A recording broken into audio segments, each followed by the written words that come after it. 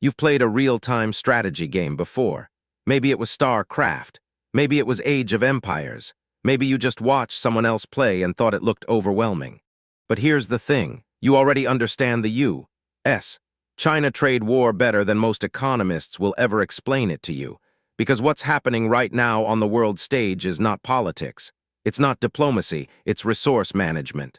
And one of the players started the game with a massive head start, and is only now realizing the other player has been quietly building a wonder. Let's go back to the beginning. In every RTS game, you start with a base. You have workers, you have resources, and your entire early game is one simple decision. Do you rush or do you build? The United States chose to build. After World War II, America had the most powerful economy on Earth. It controlled the seas. It printed the world's reserve currency. It had factories, universities, and a military that no one could match.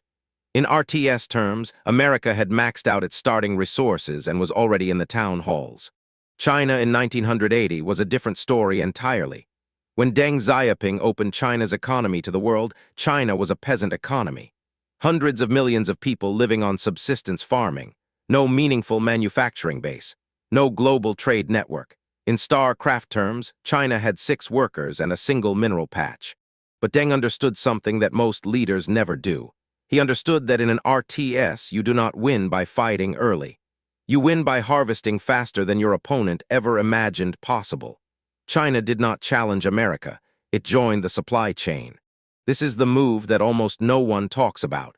Researcher Rodrik at Harvard has spent decades studying what he calls the manufacturing miracle.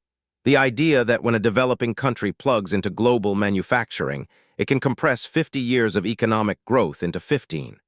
China did exactly that. It offered the world something irresistible: cheap labor, massive scale, and a government willing to subsidize nearly everything. American companies didn't resist. They rushed in. Apple, Nike, General Motors. They built their supply chains inside China because it was faster and cheaper than anything else on the map.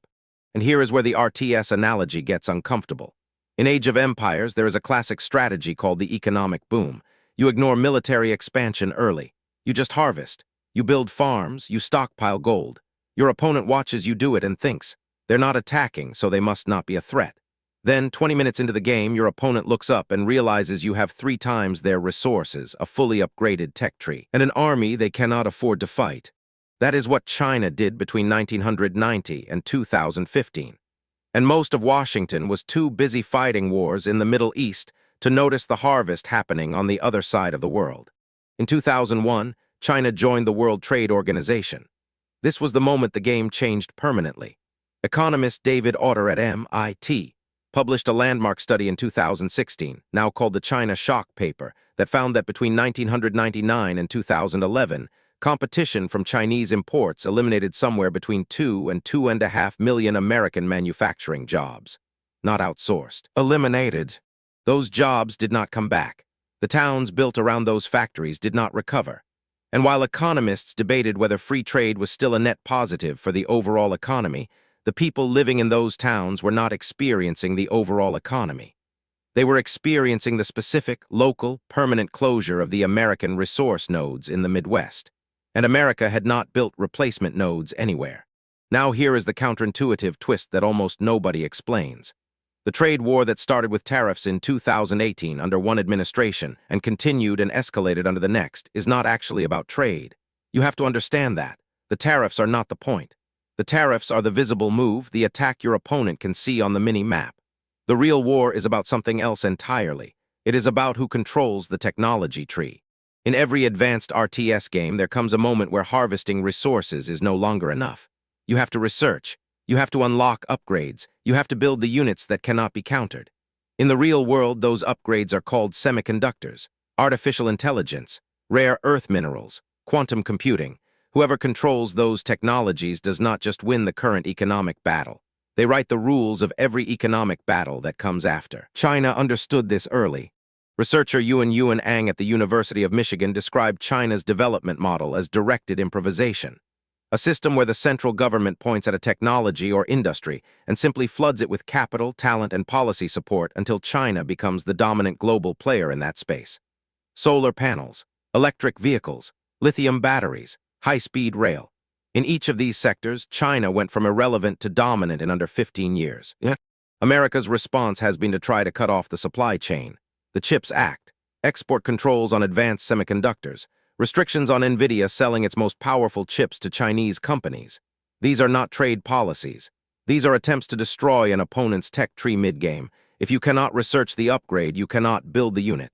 And if you cannot build the unit, you cannot win the late game. But here is where the strategy gets complicated. America does not manufacture the chips it designs. Taiwan does.